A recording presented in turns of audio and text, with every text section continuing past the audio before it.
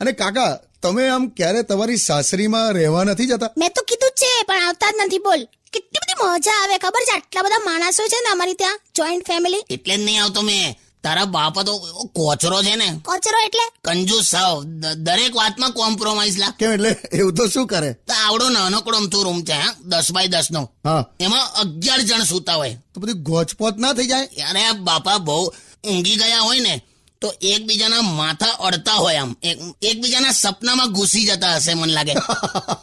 અને એ રૂમમાં છે ને એક પંખો છે, મારા સસરાને એના લગ્નમાં મળ્યો હતો. એ તો મને મમ્મીના મામાએ લગ્નમાં આપ્યો તો. હવે જે હોય તે, પણ એ પંખો એટલો બધો અવાજ કરે છે ને, એમ વાવ વાવ વાવ વાવ, ખડક ખુડ ખુડ ખુડ ખુડ, વાવ વાવ વાવ, ખુડ ખુડ ખડાક ખુડ. એની માને લાઈટ જાય ને તો આ ઊંઘ આવે. ના ના ના ના, મારા પપ્પા તો છે ને બહુ જ દાનવીર છે. તંબુરો, તારા ઘરના ઉંદર હોવ